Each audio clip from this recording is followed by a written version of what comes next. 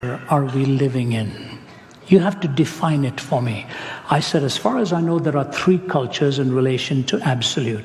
The first culture is called a theonomous culture, where the law of God is supposedly so embedded into our hearts that we all emotively or otherwise think in the same categories. Once upon a time, we would talk about the natural law in those categories. Natural law. We believe these truths to be self-evident. The early framers believed in the natural law. We don't believe in natural law anymore, but we used to talk about it. And that's a theonomous culture. Theos, God, nomos, law. Sometimes the Indian culture will get close to that. It's not always the case, but they sort of, dharti ke aadmi is what they will say. We are people of the soil.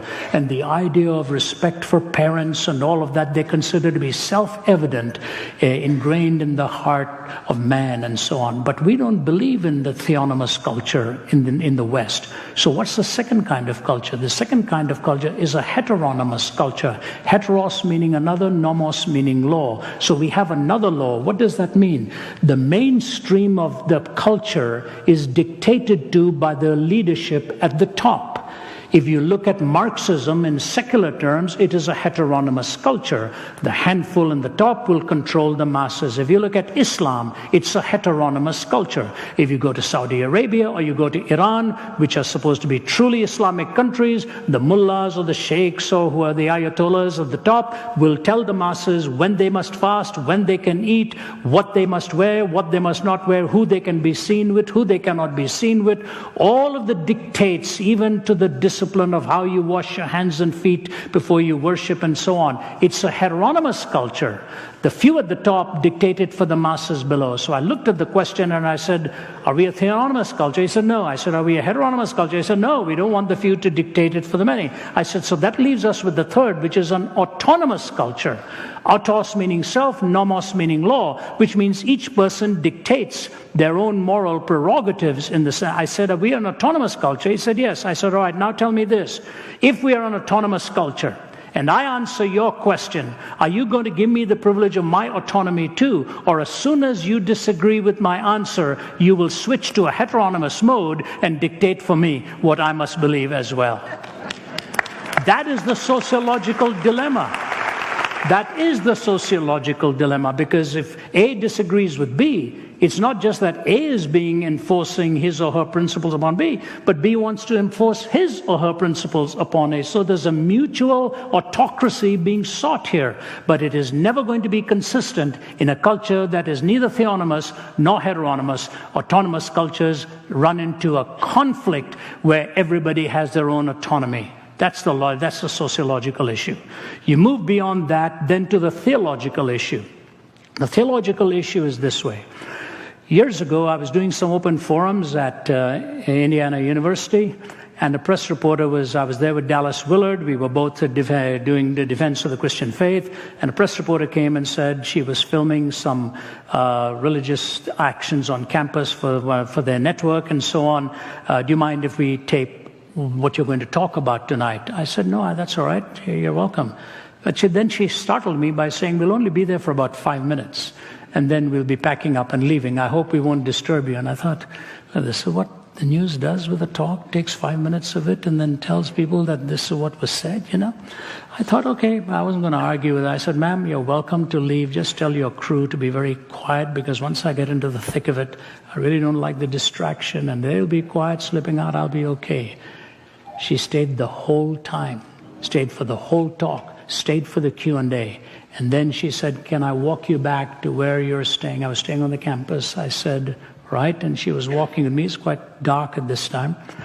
And she says, I have a question for you. I said, is this on the record or is this an off the record question? She said, no, this is for me. I said, so you promise me this is just between you and me? You're not going to print these answers? She said, no. Okay. I said, all right. I just want to know. And so she said, I have a problem with Christianity, and here's my problem. Christians are generally against racism, but when it comes to the homosexual, they discriminate against the homosexual. How do you explain that? I said, I find your comments so interesting. In the first part of the question, it's an ism you're talking about. In the second part of the question, you particularize it with an individual. So I'm just fascinated by that, but that's okay. I said, here's what I want to say to you. The reason we believe that discrimination ethnically is wrong is because the race and ethnicity of a person is sacred. You do not violate a person's ethnicity and race. It is a sacred gift. And the reason we believe in an absoluteness to sexuality is because we believe sexuality is sacred as well. And that's why we make our choice that same way. I said, you will help me if you will tell me why you treat race as sacred and desacralize sexuality. She was very quiet. She said, I've never thought of it in those terms. Here's what I want to say to you. Marriage, as God has given it to us, and if you take the whole corpus of the worldview, is the most sacred relationship into which you will enter. Because love is given one word in English, but there are 4 words in the Greek. Agape, eros, storge, and agape, phileo, storge, and eros. Agape is God's love.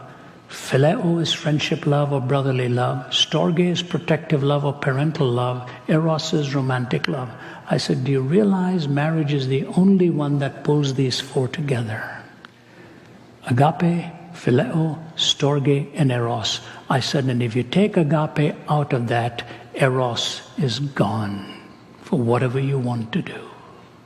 Romantic love becomes redefined. And to us, the Bible gives the sacredness of marriage as Christ is to the church, the bridegroom and the bride. And in that sacredness and the beauty of a consummate relationship between a man and a woman, as it is shown in the singular commitment of the marital vow, I do and I will. When you say I do to the one, you say I don't to all of the others. And you say I will to one, you're saying I won't to all of the others. So any departure from that beauty and sacredness of the 4 confluences of love is a biblical notion of what it really means to be married. And to just take one behavior and make it look like it's aberrant is not right. All departures from that are not acceptable in the sight of God. The theological position is a consummate relationship between a man and a woman in the procreative act and in the sacredness and paying each other the ultimate compliment of taking each other at their word. So theologically, this is the way we see it. Sociologically, we've been put into a conundrum. So we come then in relationally, how do we deal with it? And here's the hard part. But you know what? And my wife will tell you this, others will tell you this who know me.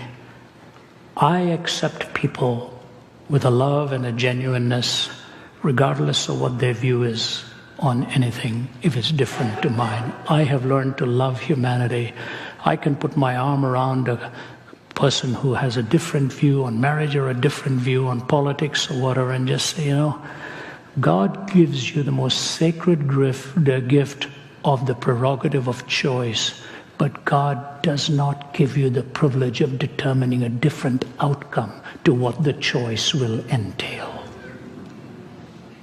The consequences are bound to the choice. And you go right back to the book of Genesis, and it tells you, you do what is right, will you not be accepted.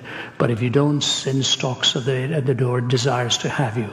And so when I look at the sacredness of marriage, any change from it, from the biblical point of view, is a departure from the biblical mandate. But at the same time, the Bible commands us to love even those with whom we disagree. And our responsibility as the church is never to hate the individual. Our privilege is to love. And only God can change the heart of a person.